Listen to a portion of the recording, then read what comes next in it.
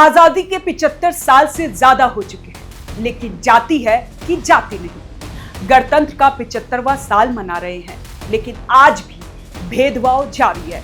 सरकारें बनती रही, बदलती रही, कई प्रधानमंत्री आए, कई गए, कई आंदोलन हुए, उन आंदोलनों का व्यापक असर भी हुआ, लेकिन अभी भी कुछ लोग हैं जिनकी मानसिकता नहीं बदली।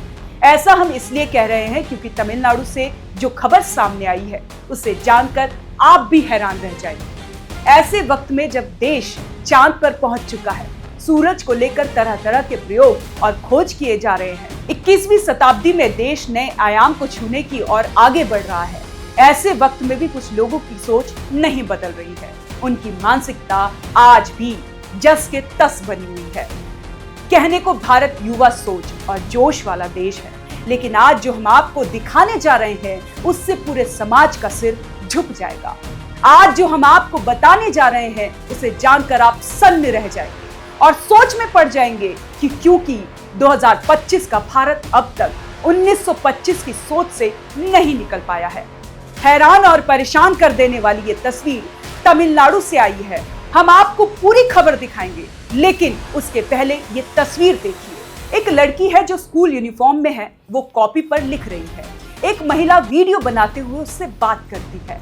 भाषा समझ में नहीं आती है, लेकिन लड़की की आवाज से उसकी तकलीफ को समझा जा सकता है।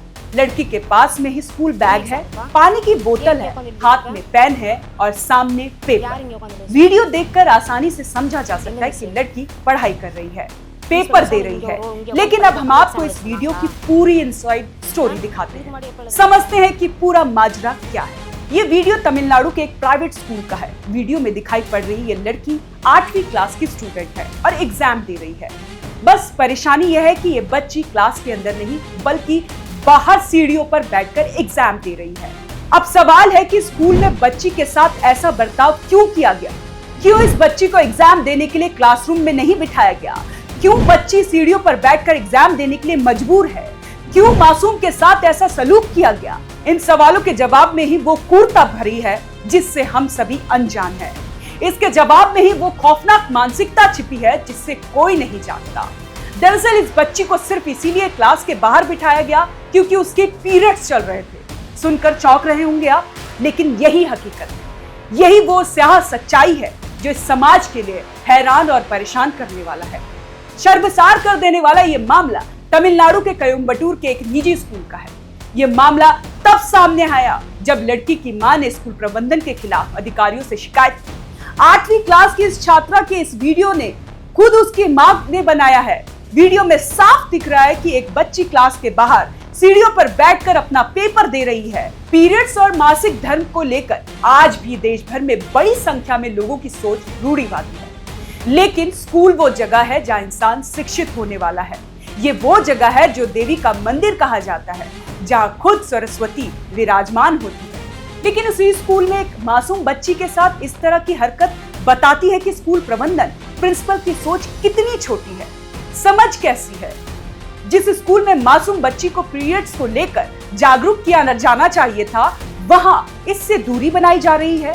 जिस स्कूल में बच्ची को इसकी स्वच्छता के प्रति सचेत किया जा रहा था, उसी स्कूल में इस मासूम के साथ इस कदर बर्ताव किया गया। पीरियड्स को लेकर यूनिसेफ की हैरान करने वाली स्टडी सामने आई है।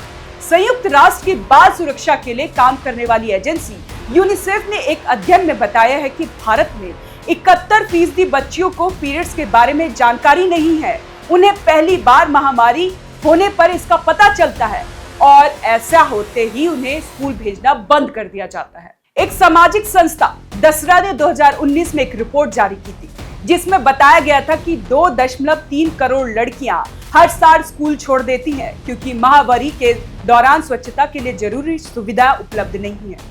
इनमें सैनिटरी पैड्स की उपलब्धता और पीरियड्स के बारे में समुचित जानकारी शामिल है। तमिलनाडु का ये मामला जब सोशल मीडिया में आया तब पता चला कि जिस लड़की को क्लासरूम के बाहर बिठाया गया था वो लड़की दलित समाज से आती है। क्या दलितों को समाज में बैठने का अधिकार नहीं है? क्या दलित होने के कारण बच्ची को क्लास के बाहर बिठाया गया? क्या दलित होने का बच्ची को दंड दिया गया? क्या दलित होने के कारण स्कूल टीचर ने इस तरह का व्यवहार किया? सवाल कई है, लेकिन जवाब सिर्फ एक है और वो है हमारा संविधान। भारत का संविधान देश में रहने वाले हर किसी को समान अधिकार देता है, फिर चाहे वो किसी भी धर्म, नस्ल, जाति, लिंग का हो, फिर चाहे वो कश्मीर में जन्म लिया हो या फिर कन्याकुमारी में, इससे कोई फर्क नहीं पड़ता। संविधान का अनुच्छेद 15 कहता है राज्य किसी नागरिक के साथ धर्म, नस्ल, जाति, लिंग या जन्म स्थान के आधार पर या इनमें से किसी एक के आधार पर भेदभाव नहीं करेगा। आर्टिकल 14 कहता है कि कोई भी व्यक्ति विधि के समक्ष समता या विधियों के समान संरक्षण से वंचित नहीं रहेगा। तो फिर आज इस बच्ची के साथ इस तरह का रुखपान क्यों किया गया? अरे प्रिंसिपल साहब, आपकी भी बेटी होगी, बहन होगी, अगर यही हरकत कोई आपकी बेटी, बहू, बहन के साथ करे तो आप क्या करते? ऐसे में जरूरत जागरूक होकर ऐसे लोगों के खिलाफ आवाज उठाने की है। जरूरत ऐसे मानसिक वाले लोगों को एक्सपोज करने की है। हमारे समाज में पीरियड्स को लेकर तरह तरह की मान्यता है, जैसे आचार नहीं छूना चाहिए, पूजा पाठ नहीं करना चाहिए और ना ही बाल धोने चाहिए। हालांकि धीरे धीरे लोगों की सोच बदल रही है, लेकिन अभी भी ऐसे कई शर्मनाक उदाहरण देखने को मिलते हैं जहां पीरियड्स में लड़कियों को भेदभाव का सामना करना पड़ता है। ऐसे में जरूरत है कि गंदी सोच और दकियानूसी मानसिकता को बदलने की। इस खबर पर आपकी क्या राय है, हमें कमेंट कर जरूर बताएं और देखते रहें one nation one group news.